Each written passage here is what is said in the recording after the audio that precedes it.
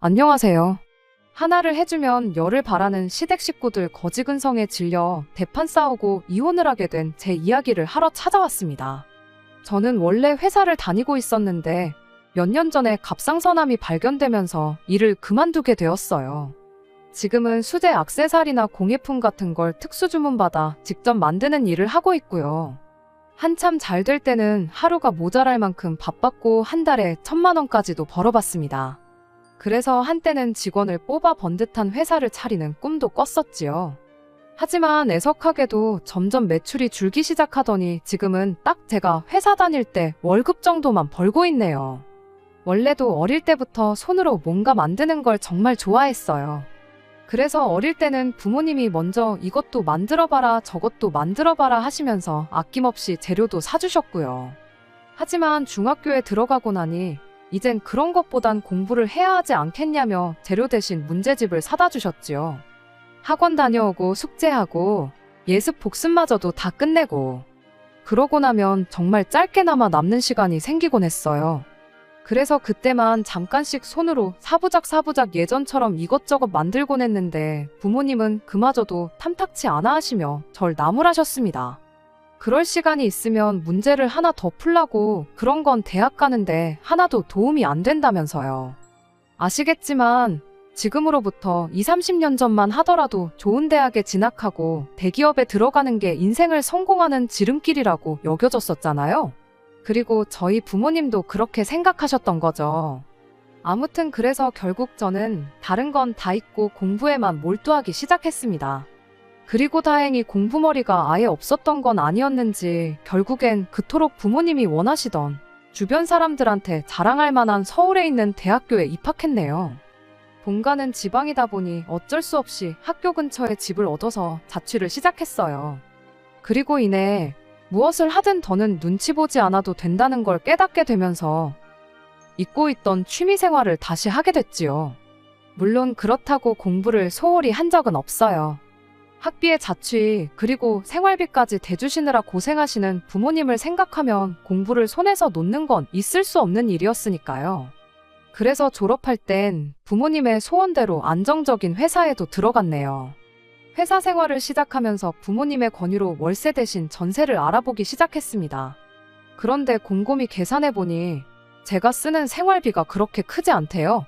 취미생활이라고 해봤자 만들기가 전부였는데 당시 제가 사용하던 재료들이 그렇게 비싼 것들은 아니기도 했고요. 게다가 제 성향이 밖에서 사람들하고 어울려서 시간을 보내는 편도 아니다 보니 말 그대로 돈 나가는 일이 별로 없었어요. 그러니 부모님이 도와주신다는 돈도 있고 대출을 받아도 충분히 갚아나갈 수 있겠다 싶은 게 전세 말고 집을 사는 게 낫겠더라고요. 참고로 그 당시만 하더라도 집은 사놓기만 하면 무조건 오르는 최고의 투자처였기에 더더욱 무리해서라도 집을 사야겠다고 생각했던 것 같아요. 그리고 4년 동안 죽어라 아껴 쓰고 살면서 대출을 다 상환했습니다. 주변에서들 저더러 독하다고 말이 많았죠. 그래도 말 그대로 오롯이 제 집이 되었기에 그런 욕도 개의치 않았네요. 그리고 그 무렵 직장 동료의 소개로 남편을 만나 연애를 시작했습니다. 남편은 저와 마찬가지로 회사원이었지만 월급이 많이 적었어요. 본인은 불만이 없다고 했지만 결혼 이야기가 나오면서 그나마 모아둔 돈도 많지 않다는 걸 알았을 땐 꽤 당황스러웠지요. 그래서 저희 부모님께선 저보다 많이 부족한 사람이라며 탐탁치 않아 하시기도 하셨습니다. 하지만 그땐 저나 남편 둘 다 서로가 아니면 안 된다는 생각이었기에 결국 부부의 연을 맺었네요. 그리고 지금 생각해보면 어떻게 들릴지 모르겠지만 제가 대출 없이 집을 가지고 있다 보니 마음에 여유가 있었나 싶기도 해요. 이미 집에 가정가구도 제가 쓰던 거긴 해도 다 갖춰져 있었으니 우리 결혼에 돈이 그렇게 중요한가 싶었던 거죠. 아무튼 그림 자체가 남편이 제가 사는 집에 들어오는 거였다 보니 당연한 얘기지만 집 명의는 그대로 뒀습니다. 다만 나중에 저희가 돈을 모아 더 큰 집으로 이사를 하게 되면 그땐 공동 명의를 하기로 했죠. 월급은 각자 관리, 생활비만 각출하기로 했고요. 솔직히 처음엔 어차피 이사 갈 때 공동 명의로 할 거면 재산이 하나로 묶인다는 얘긴데 왜 월급은 따로 관리해야 하나 의문이었어요. 어떻게 보면 각자 관리하는 건 저한테 좋은 거지 남편한텐 좋을 게 없었으니까 그런 제안을 남편이 먼저 한 것도 이해가 잘 안 되었고요. 하지만 나중에서야 이게 어머님의 생각이었단 걸 알게 되었어요. 제가 경제권을 쥐게 되면 아들 월급에 더 이상 당신이 손을 댈 수가 없겠다 싶으셨는지 말 그대로 저희 남편을 구워 삶아 놓으셨던 거죠. 아무튼 그랬어도 결혼하고 몇 달 동안은 행복한 날들이 이어졌습니다. 그런데 건강검진을 받다가 제가 갑상선암이라는 걸 알게 되었고 그때부터 제 인생은 송두리째 달라졌네요. 사실 처음엔 일찍 발견했고 다른 암도 아니고 완치율이 높기로 알려진 갑상선암이었으니 크게 걱정하지 않았어요. 병원에서도 심각하게 생각하지 말라고 했거든요. 그런데 문제는 생각지도 못한 곳에서 생겼습니다. 바로 회사였지요. 제가 병가를 신청하니 회사에서 저를 불성실하고 책임감이 없는 직원으로 몰고 갔어요. 마치 제가 거짓말을 하는 것처럼 소문을 내기도 했죠. 그래서 병원에서 발급해준 온갖 서류들부터 시작해 노무사의 도움까지 받았지만 그럴수록 회사는 더 심한 압박을 해왔습니다. 영어만 하는 저에게 중국 고객을 맡기고는 거래가 성사되지 못하자 무능하다는 프레임을 씌우는 식으로요. 그리고 그런 일을 겪으면서 치료까지 병행하려니 이도저도 안 되더군요. 회사에 대한 믿음도 사라졌지요. 그래서 결국 퇴사했습니다. 그리고 제가 회사를 관둔 건 좀 더 시간이 흐른 후에서야 시댁에 알렸네요. 평소에도 저를 못마땅해 하시는 어머님이셨기에 미리부터 알려봤자 좋을 게 뭐가 있겠나 싶었으니까요. 그리고 아니나 다를까 어머님은 어디서 생기담한 게 며느리로 들어왔다며 악담을 퍼부으셨습니다. 그리고는 가족 중에 암 환자가 있었던 거 아니냐며 사기 결혼이라고 그냥은 못 넘어가신다고요. 웬만하면 저도 가만히 있었을 텐데 듣다 보니 어찌나 어이가 없던지요. 그래서 결국 어머님한테 한마디 했어요. 동네 똥개가 아파서 알아누워도 그렇게는 말 안 하겠다고 어떻게 며느리한테 괜찮냐는 말은 고사하고 그런 폭언을 하시냐 했죠. 그랬더니 어머님, 저더러 말대꾸하는 거 보니 아프다는 것도 다 거짓말 아니냐며 당신 쓰러진다고 쇼를 하시대요. 그리고 뭐 솔직히 그 쇼 아버님 남편 저 누구 하나 처음 보는 사람이 없었거든요. 그러니까 남편도 어머님 떨어 그만하시라고 하고 저한테도 죄송하다 말씀드리라 하고 그래서 결국 몇 주 지나 풀긴 풀었어요. 중간에서 이도저도 못하는 남편이 불쌍해서 그래 내가 어른이 겨먹어서 뭐하냐는 생각으로 죄송하다 했습니다. 속상해서 하신 말씀일 텐데 저도 몸이 아프다 보니 예민하게 받아들였다고 죄송하다고요. 그런데 보통은 이러면 아니다 나도 너한테 말을 그렇게 하지 말았어야 했는데 미안하다. 뭐 이렇게 대답하는 게 정상이잖아요. 전 정말이지 어머님도 생각이 있으시면 당신이 하셨던 말을 한번 곱씹어보고 저한테 사과는 못하시더라도 스스로 미안하고 민망한 마음은 가지실 줄 알았어요. 그런데 오히려 이후로 더 기고만장해지셨습니다. 원래는 저희 집이 멀다고 자주 오가지도 않으시던 분인데 이후론 툭하면 신우까지 데려와서는 상전 대접을 받으려고 하셨거든요. 지나가다가 점심 먹으러 들렀으니 밥 좀 차려와라 그런 식으로요. 어찌나 유치하던지. 그래서 한 번은 제가 연락도 없이 오셔선 이러시는 거 불편하다니까. 너 내 아들이 번 돈으로 먹고 사는데 그럼 내가 너한테 이 정도는 할 수 있는 거 아니냐대요. 기가 막혀서. 남편이 지금 외벌이인 건 맞지만 어머님 덕분에 돈 관리를 따로 해서 지금도 생활비는 각출하고 있다고 말씀드렸습니다. 어머님 덕분에 따로 저축을 해뒀다고요. 그러니 제가 어머님 아들 등골 빼먹을까 걱정이시면 안 하셔도 된다. 모르긴 몰라도 남편보다 제가 돈이 더 많을 거니 걱정 마시란 말도 덧붙였더니 또 괘씸하네 어쩌네 한마디를 안 지네. 당신 딸한테는 어디 가서 기죽지 말라고 입버릇처럼 말씀하시는 양반이 왜 며느리는 말 한마디 하는 것도 고가워하시던지. 정말이지 저라고 뭐 어머님이 좋아서 그랬겠어요? 그냥 제가 사랑하는 남편의 가족이니 어떻게든 저도 이해하고 품고 가려고 한 거죠. 그런데 도대체 뭐가 문제인지 어머님이나 그 무렵엔 신우까지 한술 더 떠서는 저를 품어주긴커녕 끌어내리지 못해 혈안이 되어 있더라고요. 그리고 결정적인 일이 있던 건 저희 집이 방 2개 딸린 20평대 아파트예요. 그중 방 1개는 제가 결혼 전부터 취미생활을 하는 나름의 작업실로 쓰고 있었고요. 그런데 결혼하면서 남편이 저희 집으로 들어왔잖아요. 그러니까 남편이 제 작업실을 드레스룸으로 바꾸면 어떻겠냐대요. 안방을 좀 넓게 쓰자면서요. 그리고 처음엔 혹해서 그럴까 싶기도 했는데 또 생각해보니까 그래도 왠지 내키지가 않았죠. 그래서 거절했었는데 지금 생각해보면 안 없애길 정말 잘했다 싶어요. 제가 회사를 나온 이후로 그만큼 집에 혼자 있는 시간이 많아졌고 그러면서 그 작업실에서 보내는 시간이 길어졌거든요. 그런데 하루는 신우가 그 작업실을 보면서 시비를 걸었습니다. 들어가도 된다고 말도 안 했는데 멋대로 들어가서는 이것저것 제가 만들어 놓은 것들을 들었다 놓다 하더니 감각이 있네 없네 색이 구리네 어쩌네. 그리고는 더 예쁘고 잘 만든 것들도 10,000원도 안 한다며 쓸데없는데 시간 쓰지 말고 그럴 시간에 나가서 돈 벌 생각을 하라나요? 그런데 그때 이런 걸 팔 수도 있구나 하는 생각이 머리를 스쳤습니다. 신우는 어떻게든 저를 깎아내리려고 건 시비였겠지만 저한테는 어떤 의미로 영감을 준 거죠. 그때까지만 해도 그저 취미생활이었는데 이게 어쩌면 정말 내 일이 될 수도 있겠다 하는 영감이요. 그리고 그때부터 밤새도록 온라인 스토어를 열고 지난 몇 년 동안 만든 것들을 하나하나 사진 찍어 올리기 시작했습니다. 조금 번거롭긴 했지만 따로 할 일이 있던 것도 아니었고 어쩌면 이게 제 일이 될지도 모른다는 생각에 지루하고 힘든지도 모르겠더라고요. 하지만 오픈하고 한 달이 넘어갈 때까지 아무 반응도 없으니 그땐 솔직히 좀 마음이 조급해졌던 것도 사실이에요. 그래서 취직 준비를 병행하기 시작했어요. 그리고 결국 6개월 만에 운명 같은 첫 손님을 만나게 되었습니다. 제 작품들을 전부 다 살펴봤는데 제가 만드는 스타일이 너무 마음에 든다면서 혹시 주문 제작도 해주냐대요. 저한테는 그게 새로운 도전이었기에 순간 떨리긴 했지만 무슨 자신감이었는지 물론이라고 해준다고 대답을 했어요. 그리고 이미 일은 저질렀으니 어떻게든 해낼 수밖에 없었죠. 그래서 바로 작업에 들어갔는데 그때 만든 게 말 그대로 대박이 났어요. 알고 보니 그 손님분이 팔로워도 엄청 많고 인터넷에서 굉장히 유명한 사람이었던 거죠.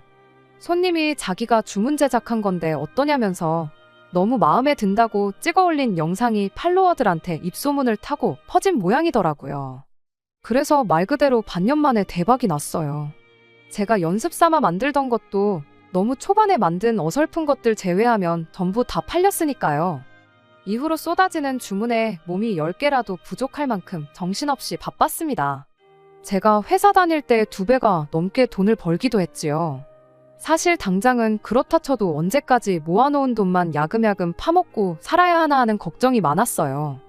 내가 집이 있고 돈이 있으니 신우랑 시어머니가 저렇게 나와도 버티고 있는 거지 그마저도 없으면 두 사람을 어떻게 감당해야 하나 그런 고민도 있었고요.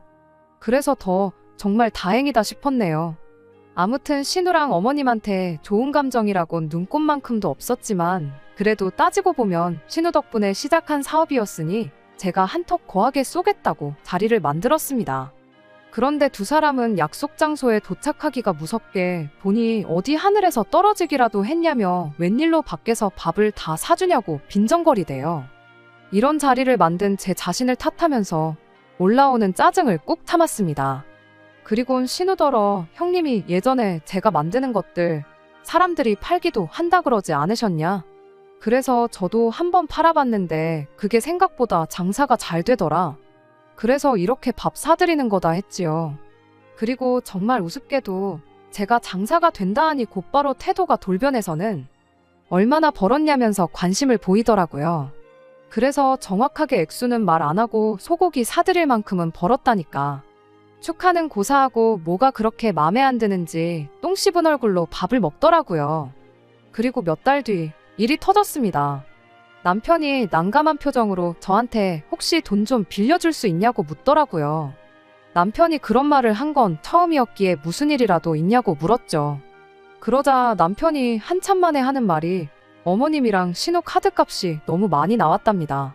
그러면서 카드값 갚자고 대출을 받을 순 없는 거 아니냐며 자기한테 도와달라고 했는데 자기도 돈이 없어서 그런다나요?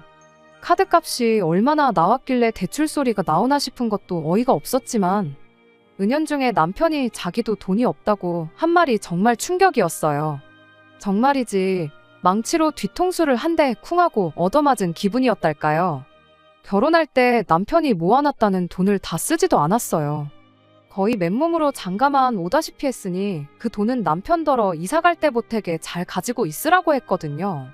그리고 또 저희가 생활비를 제외하곤 따로 관리하기로 했었으니 그렇게 모여진 돈도 얼마가 됐든 있어야 말이 되는 거였고요. 그런데 제가 따지고 드니 그동안 매번 어머님이나 신우가 돈을 요구하거나 뭘 사달라고 하면 그걸 거절 못하고 들어주고 있었다네요. 생활비 빼고 각자 돈은 알아서 관리하자고 할 때 알아봤어야 했는데 내가 너무 안일했구나 싶었어요. 동시에 남편한테 화가 나면서도 아무리 가족이라고 해도 자기 돈을 홀랑 털어갔는데 그 와중에 카드값 갚아주겠다고 저한테 돈을 빌려달라고 하는 게 기가 막혔고요. 결국 더는 참을 수가 없어서 남편을 앞세워 시댁으로 향했습니다. 이번만큼은 제대로 단판을 짓겠다는 마음으로요. 하지만 적반하장도 유분수지 도착한 시댁에서 오히려 어머님과 신우가 목에 핏대를 세우며 저에게 악을 써댔습니다. 한 달에 1,000만 원은 버는 것 같은데 그걸 어떻게 감쪽같이 속이고 있었냐면서 그깟 카드값도 좀 내주면 되는 걸 가지고 여기까지 쫓아올 일이냐면서요. 정확하진 않았지만 그래도 남편조차 모르는 제 수입을 어떻게 두 사람이 아는 건가 싶었는데 신우가 자기가 다 더해봤대요. 알고 보니 제 온라인 스토어를 찾아내선 거기에 품절 표시가 된 물건들 값을 다 더하고 자기 나름대로 계산을 해봤던 거죠. 올라간 물건이 좋기 700개는 되었는데 그걸 하나하나씩 다 더했다니 그 집념이 사이코 수준이다 싶대요.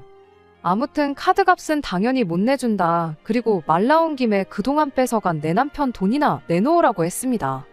그랬더니 가족끼리 돈 가지고 이럴 수가 있냐며 나오지도 않는 눈물을 두 모녀가 쥐어짜내는데 정말 가관이더라고요. 그래서 이대로 가봐야 언성만 더 높아지고 저만 더 추해질 것 같아서 그냥 집에 돌아가기로 했습니다. 대신 남편 경제권도 이제 제가 가지고 오기로 했고 2번 다시 시댁엔 1,000원짜리 한 장 주지 않기로 못을 박았죠. 그러고선 남편 다시 데리고 밖으로 나가려다 우연히 신우 방을 보게 됐는데 순간 깜짝 놀랐습니다. 커튼 하나까지 제 작업실하고 너무나 유사했거든요. 아마 신우 딴에는 저도 하는데 자기라고 왜 못하겠나 싶었나 봐요. 평소에 저를 어지간히 무시했으니 제가 하는 일도 무시했던 거겠죠. 하지만 아무리 그래도 그렇지 제가 이만큼 되기까지 쏟아부은 시간이 얼마인데 그걸 하루아침에 따라잡을 수 있다고 생각했던 걸까요? 하지만 신우는 이때다 싶었는지 저 때문에 자기까지 이 일에 손을 댄 거라고. 이거 하느라 들어간 돈이라도 물어내라는데 그냥 갖가지 말도 안 되는 이유를 들이대며 제 돈을 뺏어갈 궁리만 하는구나 싶대요. 그래서 제발 작작 좀 하라고 부끄러운 줄 알라고 소리치고는 뒤도 안 돌아보고 남편만 데리고 나왔어요. 악하고 거지근성만 남은 모녀의 품에서 내 남편이라도 구해왔으니 이제껏 날린 돈은 그냥 없던 돈이라 치고 이제부터라도 우리 둘이 잘 먹고 잘 살면 된다고 생각했거든요. 그런데 집에 도착한 이후로 내내 남편 표정이 영 좋지가 않대요. 그리고 저는 처음엔 그래 자기 와이프랑 가족이랑 싸웠으니 자기도 마음이 안 좋겠지 싶어서 내버려뒀어요. 그런데 하루 이틀이 지나면서 나아지긴커녕 더 냉랭하게 나오는데 그때부턴 저도 좀 짜증도 나고 기분도 나쁜 거예요. 그래서 왜 그러냐니까 하는 말이 안 보고 살게 되더라도 돈이라도 얼마 해주면 안 되겠냐입니다. 이제껏 그래도 자기가 책임지고 해주던 것들이 있는데 갑자기 딱 끊어버리면 두 사람이 얼마나 힘들겠냐고요. 아직도 그 사람들이 가족으로 느껴지냐고 정신 차리라고 했습니다. 그 모녀한테 당신은 그냥 돈 나오는 ATM에 불과하다고 정신 차리라고 했지요. 그랬더니 남편이 한다는 소리가 내 부모 형제에 대해서 그렇게 말하지 말랍니다. 그리고는 저한테 너는 뭐 다르냐면서 너도 나를 가족으로 생각하지 않는 거 아니냐고 따지대요. 신우나 시어머니에 대해서 그렇게 말한 건 그렇다 쳐도 가족으로 생각하지 않는다는 말은 무슨 말이냐고 물었어요. 그랬더니 남편이 어이없게도 공동명의 이야기를 꺼냈습니다. 애시당초 제가 자기를 가족으로 생각했으면 애초에 진명이를 가지고 그렇게 손익을 따지지 않았을 거라나요? 그러면서 자기는 룸메이트에 불과하다면서 그리곤 회사 다닐 때보다 돈도 더 잘 버는 모양인데 이제껏 자기한테 왜 비밀로 했냐더니 그것도 너무 서운하다고 나중엔 소리를 지르는데 그때 딱 내 남편만이라도 지켜야겠다는 마음은 온데간데 없이 사라지고 오만정이 뚝 떨어졌어요. 피는 못 속인다는 말이 딱이었지요. 한편으로는 얼마나 시어머니한테 가스라이팅을 당했길래 이걸 이렇게 생각하나 싶기도 했지만 이미 생각이 저런 사람하고 결혼 생활을 이어나가 봐야 제 인생에 스트레스만 늘어나지 아무런 도움이 되지 않겠구나 싶어서 이혼하자 했습니다. 룸메이트랑 다름없다고 이야기했는데 룸메이트는 적어도 월세는 내고 산다고. 너는 맨몸으로 들어와서 이제껏 네 밥값밖에 더 냈냐고요. 그리고는 여태까지 내 집에 얹혀 살았던 거 하루하루 다 계산해서 당신 앞으로 청구할 테니 그렇게 알라하며 당장 짐 빼서 사랑하는 가족들 품으로 꺼져달라고 했습니다. 그리고 남편도 그제서야 제가 그냥 하는 소리가 아니라는 걸 깨달았는지 난데없이 제 다리를 붙잡고 자기가 잘못했다고 꺽꺽소리를 내며 우는데 아무리 사랑했던 남편이라도 그 눈물에 진심이 보이지 않고 가짜처럼 보일 뿐이었어요.